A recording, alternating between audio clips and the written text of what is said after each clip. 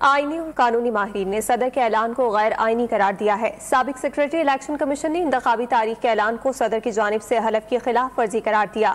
ماہر قانون اسد رحیم نے بھی الیکشن کمیشن کو آئینی ذمہ داری سے ہاتھ اٹھانے کا طعنہ دے دیا۔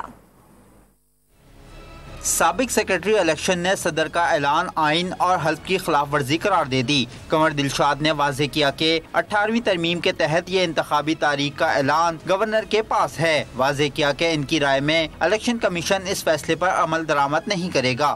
صدر مملکت نے جو آج 9 اپریل کی تاریخ مقرر کی ہے تو صدر مملکت نے اپنے آئین کی خلاف ورزی کی ہے۔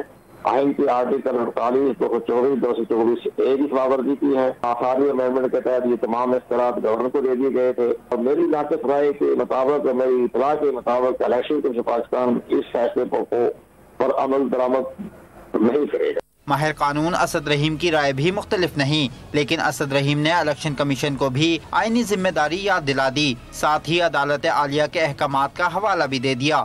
آئین میں فی الحال صدر پاکستان کے متعلق اس طرح کی کوئی ایکسپریس الفاظ میں تو اختیار نہیں درج، لیکن یاد رہنا چاہیے کہ عدالت عالیہ کا اسی نقطے پہ فیصلہ آ چکا ہے اور وہ یہ تھا کہ الیکشن کمیشن آف پاکستان اور وہ کنسلٹیشن کرنی چاہیے گورنر کے ساتھ اور اس میں تاریخ کا اعلان کرنا چاہیے۔ تو جو آج الیکشن کمیشن آف پاکستان نے جو اپنے ہاتھ کھڑے کر دیے ہیں اپنے آئینی فرائض سر انجام دینے سے، تو اس کو بھی میرے خیال سے افسوس سے دیکھنا چاہیے۔ ماہرین کے مطابق آئین میں واضح ہے کہ تحلیل شدہ اسمبلی کے انتخابات کی تاریخ کا اعلان گورنر نے کرنا ہوتا ہے۔